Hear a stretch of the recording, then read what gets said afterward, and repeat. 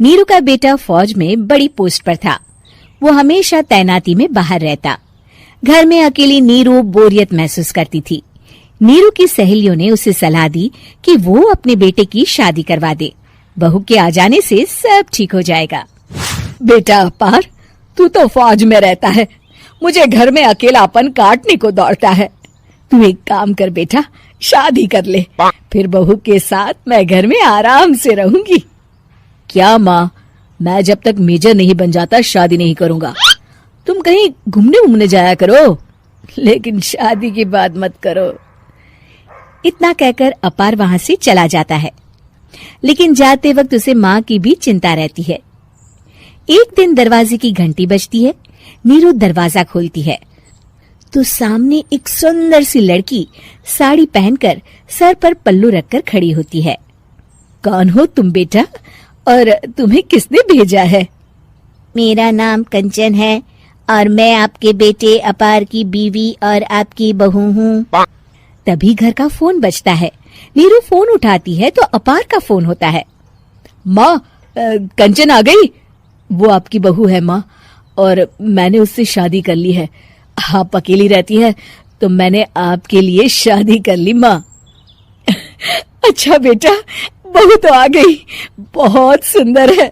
अब ना मैं आराम से घर में खुश रहूंगी। इतना कहकर नीरू जैसे ही कंचन की तरफ देखती है, वो उसके पैर छूती है। नीरू कंचन को आशीर्वाद देकर गले लगा लेती है। अगली सुबह नीरू सोकर उठती है तो अरे, सारा घर कितना चमक रहा है। इतनी सुबह घर का सारा काम किसने किया? तभी कंचन हाथ में स्वादिष्ट नाश्ता और चाय लेकर आती है और टिपॉय पर रखकर कंचन के पैर छूती है। बहू को देखकर नीरू काफी खुश हो जाती है। वो कंचन से कहती है, कंचन बेटा, आज मेरे घर में किटी पार्टी है, तुम मेरी सहेलियों के लिए कुछ अच्छा बना लेना। माँ, मुझे अच्छा बनाना नहीं आता, आप बता दीजिए, मैं बना दूंगी। अरे मैं भी तो नहीं जानती। ऐसा कर, शाम को इटालियन खाना, सी फूड और हाँ, चाइनीज खाना बना लेना, ठीक है?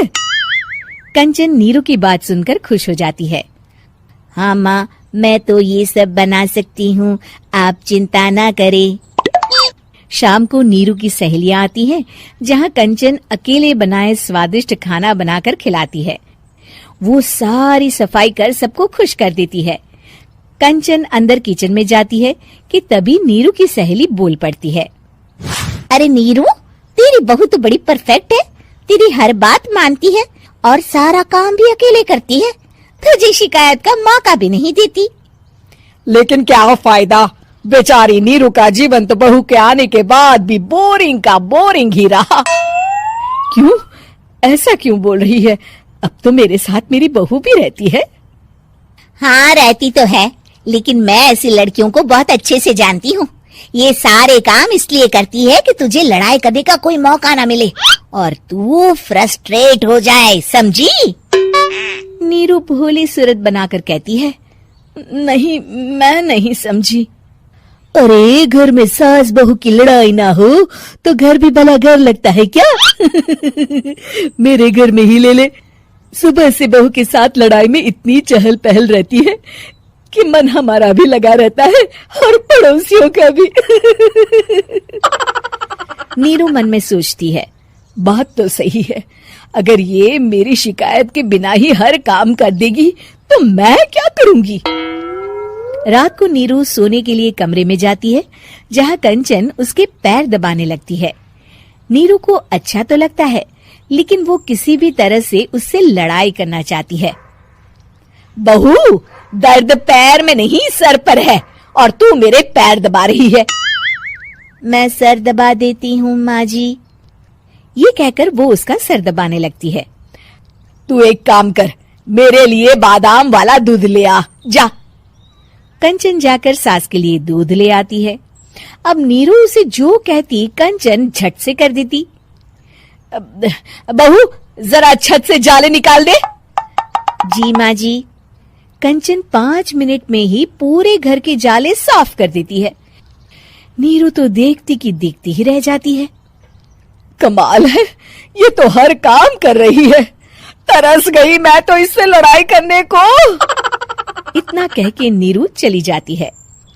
नीरू को एक दिन कंचन पर इतना गुस्सा आता है कि वो सोच लेती है आज तो उससे लड़कर ही रहेगी।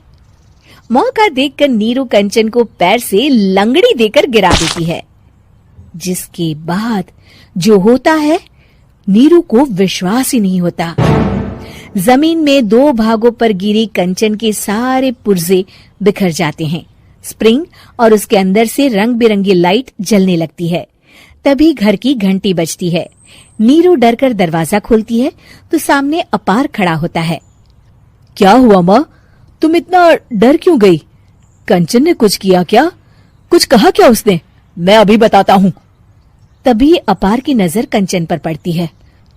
अरे माँ, तूने ये क्या किया? कंचन को तोड़ दिया। तुम्हारी खुशी के लिए मैंने रॉबर्ट को तुम्हारी बहू बनाकर भेजा था, जिससे तुम्हारी हर इच्छा पूरी हो और तुम खुश रहो। माँ, ये तो इंसान थी भी नहीं, इससे तो गलती हो ही नहीं सकती थी। फिर आपने इसे क्यों तोड़ा? क्या गलती थी इसकी माँ? बेटा, इसकी सबसे बड़ी गलती ये थी कि ये इंसानों की तरह सास से लड़ाई नहीं करती थी। अपार माँ की बात सुनकर हैरान रह जाता है।